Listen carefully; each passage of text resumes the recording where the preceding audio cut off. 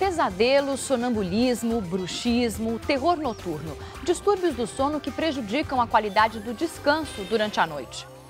No N-Blogs de hoje vamos descobrir mais sobre as chamadas parassonias. Quais são elas, se existem tratamentos e se podem ou não prejudicar a qualidade de vida de quem passa por essa experiência.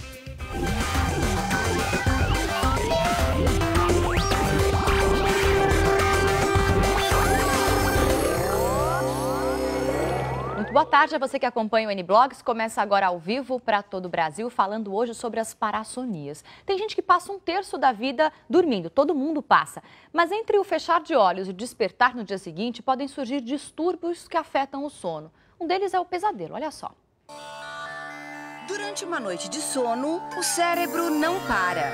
Resultado: quase sempre eu tô caindo de lugar muito alto ou fugindo de alguém. A maioria das vezes que eu me lembro, eles são bem intensos. Caindo, fazendo muita ação. O sono tem 5 estágios, 2 mais leves, logo que a pessoa adormece. Em seguida, 2 profundos. Começa então o 5º estágio, chamado REM. Uma sigla em inglês que quer dizer movimento rápido dos olhos. É neste momento que a maior parte dos sonhos acontece. Sonho é um tipo de atividade mental que todos nós temos durante uma noite de sono normal. Um adulto normal sonha 4 a 6 vezes por noite. O problema é que nem todos nós lembramos dos nossos sonhos.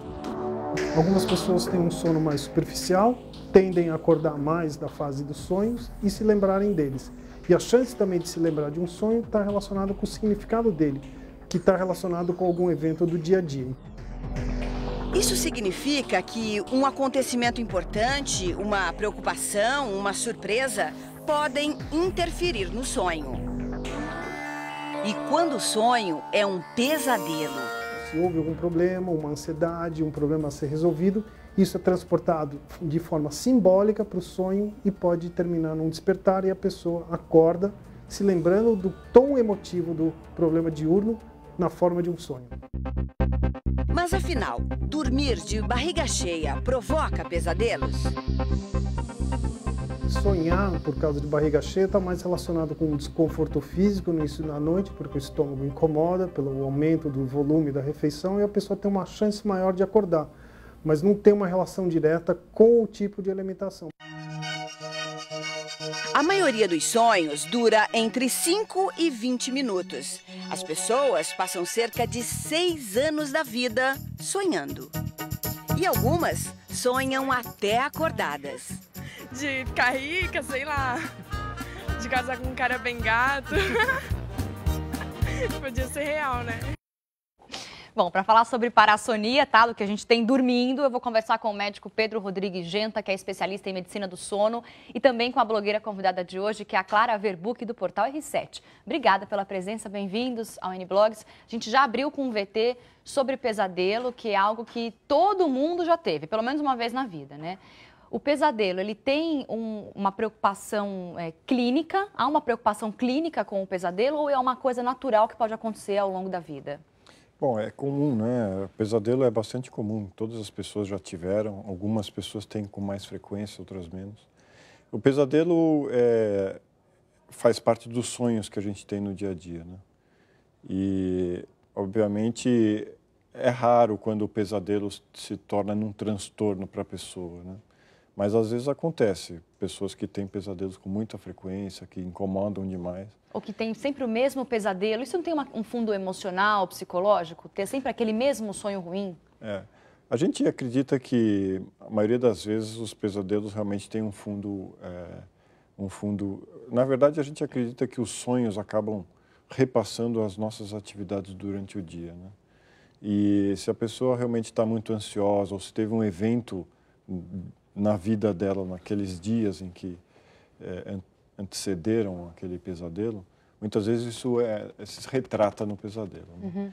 Muitas pessoas não lembram dos sonhos e não lembram consecutivamente dos pesadelos. A gente precisa acordar muito próximo daquele momento que a gente está tendo sonho e pesadelo para poder se lembrar. Mas o pesadelo, ele prejudica a qualidade do sono, embora talvez não prejudique a rotina da pessoa nas atividades, né, enquanto ela está acordada, trabalhando, estudando. Mas o pesadelo pode prejudicar a qualidade do sono? Na realidade, se a pessoa despertar muitas vezes, isso poderia prejudicar a continuidade do sono e, eventualmente, dependendo do conteúdo, deixar a pessoa com mais dificuldade de voltar a dormir. Entendi. Isso muito pode, assustada às vezes, né? O que eu ia dizer é que muitas vezes o conteúdo do pesadelo deixa a pessoa muito angustiada. Isso pode realmente ser um transtorno para a pessoa. Mas habitualmente a gente acaba voltando a dormir e a vida continua. Né? Bom, todo mundo já teve pesadelo mesmo, eu já tive muito quando era criança, principalmente, não sei se tem uma questão da fantasia. Já teve muito pesadelo, Clara? Ou já passou por uma fase ou agora você ainda tem? Como que é? Não, eu tive uma fase, assim, que eu tive até que tomar remédio para dormir, assim. Mas era um momento muito ruim, assim. Era um fundo emocional. Era fundo emocional. E eu normalmente lembro dos meus sonhos e acordo com essa sensação, assim, mas eu não tenho muito pesadelo, não. Eu só lembro sempre do sonho e fico com a sensação de que aconteceu. Uhum. Acordo feliz, às vezes. Às vezes é um sonho bom, acorda, né, com uma sensação boa. Agora, o pesadelo, ele faz parte daquele grupo de distúrbios, se é que posso chamar de distúrbio um pesadelo, que são as parassonias. Vamos explicar para quem está em casa, que nunca ouviu falar nessa palavra, o que é a parassonia e quais são as principais questões que envolvem a parassonia, doutor, por favor. Então, as parassonias são distúrbios que acontecem durante o sono, né? Elas são divididas didaticamente, dependendo da fase do sono, nas parassonias do sono REM, que é a fase dos sonhos, e as parassonias do sono não REM. As parassonias do sono não REM, muitas delas têm comportamentos anormais durante o sono. O não REM é quando você está com aquele sono mais leve ainda? É um sono, não necessariamente, na verdade é um sono mais profundo do que o sono REM. Mais profundo. E é um sono bem profundo e que quando a pessoa desperta desse sono profundo, muitas vezes ela não está conseguindo interagir direito com estar acordado. É uma transição complicada em que a pessoa muitas vezes está confusa e tal. Por exemplo, o sonâmbulo, né? Ele consegue se direcionar acordado, mas ele ainda está com uma confusão, ele não está interagindo, não consegue interagir com as pessoas, por exemplo. Ele ainda está num estágio de dormindo, porém com uma certa consciência de espaço, é isso? Exato. E justamente como que falando... funciona, né? Vamos lá. Como que funciona o sonambulismo? Então, ele é como se a pessoa ela não tivesse totalmente acordada, né? Ela está meio fora do ar, está confusa ainda, mas ela tem a capacidade de se dirigir no ambiente que ela está e assim por diante. Pode fazer coisas complexas. Não tem memória. A maioria das vezes ela não lembra de nada. Então, vamos aproveitar que a gente está falando de sonambulismo, vamos ver uma reportagem sobre isso. Vamos lá. Quando o assunto é sono, nem sempre é possível ter, digamos assim, uma noite tranquila. Outro dia. Ao contrário do que muita gente imagina, situações como essas são bem mais comuns e podem ser provocadas por um distúrbio do sono conhecido como sonambulismo. Sonambulismo, e o nome está dizendo, é a pessoa que anda durante o sono, quer dizer, dormindo, pode sentar, levantar e começar a andar e dormindo, né? Isso nós chamamos de sonambulismo. A ciência tem poucas explicações sobre esse distúrbio, mas uma coisa é certa: qualquer pessoa, em algum momento da vida, pode apresentar um sintoma de sonambulismo. O sonambulismo ele acontece numa fase do sono onde ele está saindo do sono, ele está começando a despertar, só que ele não acorda totalmente. Então, o que acontece? É um sono profundo, então, nesse momento, ele senta, ele pode sair da cama e pode andar. É por isso que ele está meio dormindo e meio acordado. Para muita gente, o sonambulismo é motivo de brincadeira. Mas os médicos fazem um alerta. É preciso tratar esse assunto com seriedade. Segundo os especialistas, 1 em cada 10 crianças apresenta sintomas de sonambulismo. Isso ocorre porque o sistema nervoso central delas ainda está em formação. A medida que as pessoas envelhecem, as crises de sonambulismo diminuem. Não existe um tratamento específico para o sonambulismo. Os casos são avaliados isoladamente. E o tratamento vai desde a orientação da família até o uso de medicamentos controlados. Agora, minha pergunta é, em que ponto que o sonambulismo pode ser um risco para aquela pessoa e até para a família da pessoa? Você tem, como a gente vê nas imagens, uma escada dentro de casa, uma janela sem tela. Existe uma diferenciação dos pacientes que têm sonambulismo, um caso mais grave, um caso mais tranquilo? Existem casos até famosos de pessoas que, por exemplo, dirigiram um automóvel e assim por diante. Até de crimes associados ao sonambulismo. É exatamente assim isso que eu ia perguntar. Se alguém mata uma pessoa dormindo... O advogado sempre vai tentar provar que ele estava dormindo, mas enfim, mas dá isso pra provar? pode acontecer. É difícil, né? Porque você teria, a menos que você tentar recuperar histórico do paciente e tal. Mas de qualquer forma, então o sonambulismo habitualmente não traz problemas. Agora, se a pessoa tem o hábito, ela pode se expor a algum risco, então, obviamente, é importante minimizar os riscos que o indivíduo pode se expor, né? Então, uma criança tentar minimizar os obstáculos. Criança tem muito sonambulismo, criança doutor? é bem mais comum do que nos adultos, né? Por quê? Uma das questões as crianças têm mais sono profundo, que é o sono que a gente estava comentando, que acontece, onde o sonambulismo acontece. Então, é uma característica do desenvolvimento das crianças, então elas estão mais predispostas a esse tipo de situação, né? Situações em que ela desperta, nesse momento em que está no sono profundo, elas podem ter o sonambulismo. Uma outra questão que a gente levantou aqui da parassonia, que é a enurese noturna, que é quando a criança faz xixi na cama ou o adulto, né? Isso também é mais comum em criança e tem que significado? E como que os pais podem ajudar, né? Começou a fazer muito xixi na cama, tem que procurar médico? Tem causas primárias de enurese noturna, que realmente é um distúrbio que é considerado um distúrbio do sono. E tem situações, por exemplo, alguma doença em que a pessoa tem produz mais urina, por exemplo, uma diabetes compensada, assim por diante. Então tem que se avaliar caso a caso em que contexto está acontecendo isso. Então, caso não tenha nenhuma doença, caso seja uma coisa isso nas sem crianças, fundo. isso às vezes é uma reação a uma situação de estresse também, né? E isso também tem que ser analisado nesse contexto, né? Às vezes é uma situação em que a criança teve um evento, até mesmo uma coisa corriqueira, por exemplo, nasceu um irmão e assim por diante. Então elas podem ter esse tipo de manifestação enfim, de um evento na vida delas e que elas regridem, elas perdem um pouco o controle. Mas aí isso pode durar anos, doutor? Porque tenho exemplos na minha família de pessoas crianças que ficaram anos assim em situações desse tipo. Tinha que ter procurado uma ajuda médica?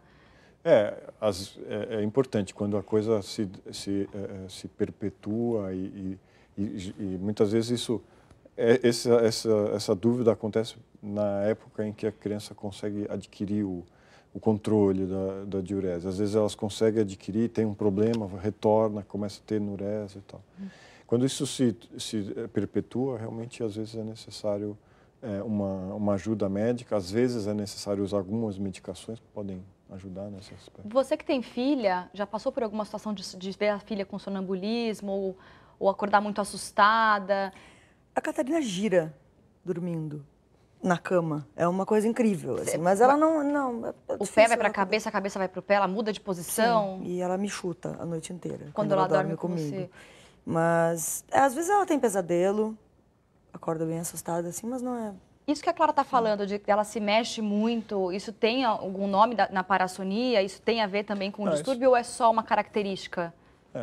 Isso não é um problema a princípio. Não para ela, para quem está dormindo do lado dela. Agora, existe uma doença que não é rara em crianças e que pode estar associada a um sono muito agitado e posições anormais e ronco, que é a apneia do sono, né? Sim. E que também é bastante comum nos adultos. Nas crianças que têm um sono muito agitado e que muitas vezes têm sudorese durante o sono, e que roncam, tem que se pensar em apneia do sono, porque aí já é outra doença, enfim, mas que pode realmente prejudicar a qualidade do sono e trazer uma série de outras consequências. E como que é o trabalho que vocês fazem em clínica para ajudar as pessoas que têm alguma dessas parassonias que a gente citou, ou outras ainda que não foram faladas, como até o bruxismo noturno, a sudorese que o senhor acabou de citar? Como que é feito o tratamento, ou como que vocês observam? É como se fosse a pessoa passa a noite na clínica? Como que é feito essa observação? A maioria das vezes a gente não precisa de exame de comprovação, né? Mas a polissonografia com vídeo, com a gravação de vídeo, pode ser interessante para se entender melhor os mecanismos e diagnosticar. Às vezes a gente fica em dúvida do que se passa de fato, né? Então a gravação das atitudes que a pessoa tem durante o sono, às vezes é necessária e pode ajudar bastante, né? A maioria das vezes, quando se trata de crianças, né, basta uma orientação dos pais e isso é suficiente para que... Um acompanhamento mais perto, assim, dar uma atenção especial àquela questão? Então, como essas parassonias nas crianças são muito comuns, né? E a maioria das vezes basta uma orientação. Alguns casos, obviamente, necessita de um acompanhamento mais de perto, quando se trata de comportamentos mais bizarros, assim por diante. Que tipo de comportamentos, Posso né? perguntar um Claro. negócio? Eu vi uma vez um especial sobre distúrbios de sono e tinha um distúrbio, esqueci o nome agora, que a pessoa não dorme. Não dorme, simplesmente não dorme. Era uma coisa hereditária. Que não era nem uma insônia. Vários casos. Não era insônia. A pessoa não conseguia desligar o cérebro. Não conseguia. E a pessoa acabava ficando louca, assim, e morrendo cedo, era meio isso. Existe uma doença muito rara que é uma insônia que é familiar e que pode realmente... Uma das piores situações que a pessoa pode ter é privação total de sono, né?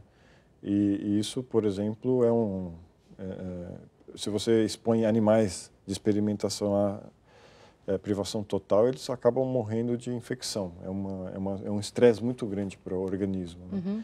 Existe casos raros aí dessa situação de uma insônia congênita e que a pessoa realmente pode ter até comprometimento da... É insônia mesmo o nome, então? Só uma insônia. Só não, né? Mas é uma insônia... Insônia aguda, sei lá. Porque muita gente acha que tem insônia, mas na verdade dorme durante a noite. Tem uma confusão em relação a isso, né? A gente fez um programa sobre isso aqui no Uniblog, sobre insônia, em que as pessoas dormem durante a noite, mas acham que não dormem, tem uma percepção inadequada do sono e da qualidade do sono. Agora, a gente falou bastante das parassonias terem ligação com a primeira fase, que quando a pessoa é criança ou quando é um jovem. Quais das parassonias podem acontecer com mais frequência no adulto ou na terceira idade, na pessoa com um pouco mais de idade?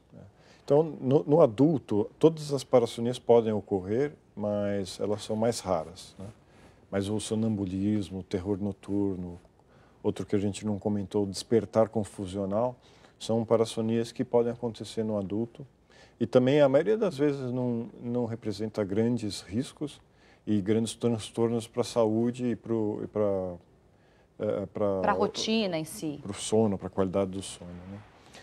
Existe uma outra parassonia, que é o transtorno comportamental do sono REM, que é uma parassonia mais específica, principalmente de indivíduos mais idosos. Pode acontecer no adulto jovem, mas nos idosos e pode está por trás de doenças neurológicas degenerativas, né?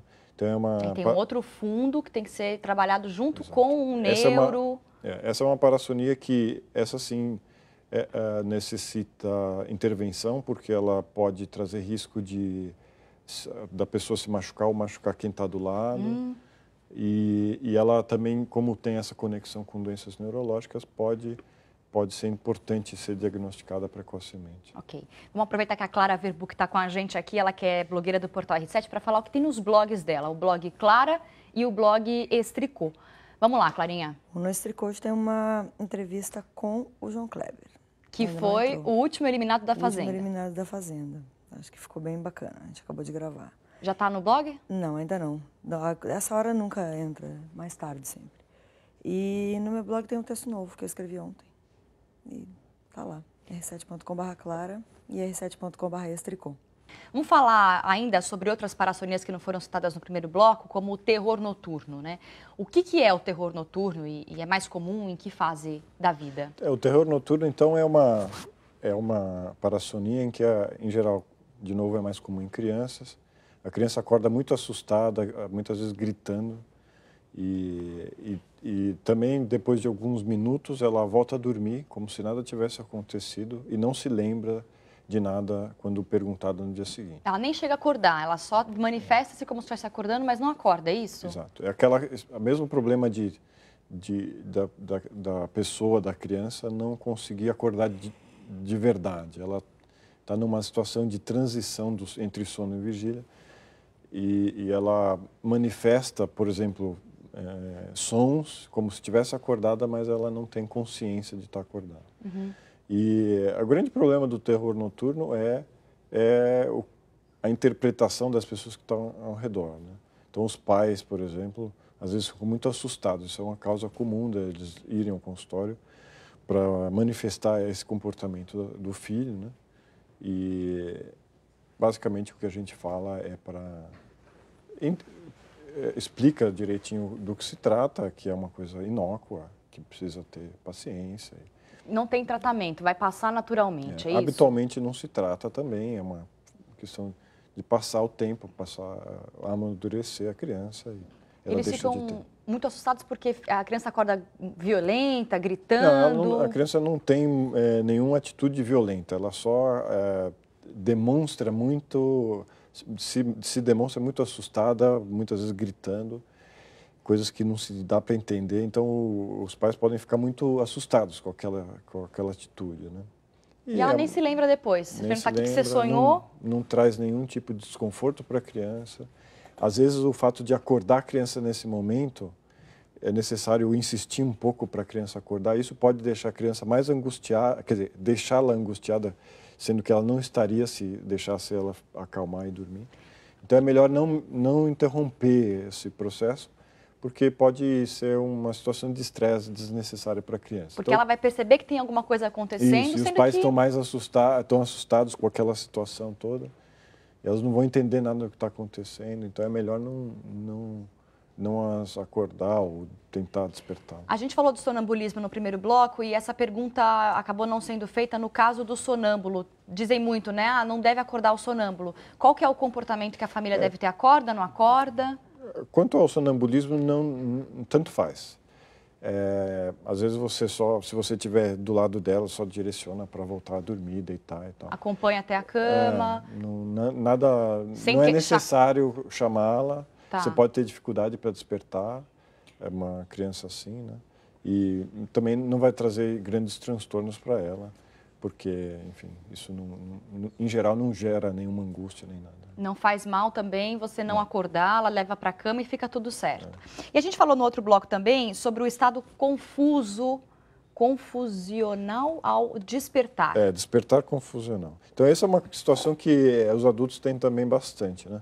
Aquela pessoa que, por exemplo, os médicos muitas vezes recebem uma ligação à noite e aí você demora até conseguir entender o que está acontecendo. Muitas vezes você dá respostas e quando você chega no dia seguinte alguém pergunta o que você falou, você não se lembra e tal.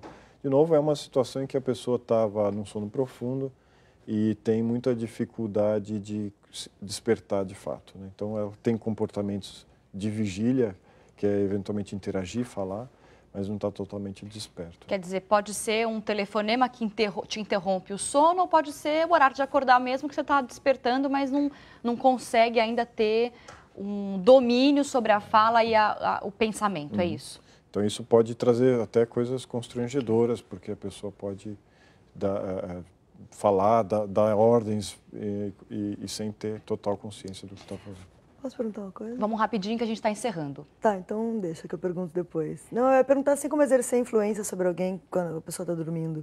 Convencer a pessoa a fazer alguma coisa, entendeu? Falar com a pessoa dormindo, assim. Isso em geral não funciona, mas... A pessoa nem vai se lembrar depois. A Clara tá aprontando aqui no programa. Não, o N-Blog de hoje vai ficando por aqui sobre parassonia, explicando os distúrbios do sono para você, mas eu agradeço a participação do Dr. Pedro Genta, obrigada. Muito obrigado. Obrigada, Clara, pela participação no N-Blogs. E quem quiser rever o programa é só acessar o portal R7 no site r7.com/Record News. Amanhã vamos falar sobre as moradias verdes. Já existem aqui no Brasil e são populares, hein? Mande e-mail para o N-Blogs com a sua dúvida ou sugestão ou escreva via Twitter no @NBlogsTV. Eu te espero às 2 da tarde. Obrigada pela companhia. Tchau.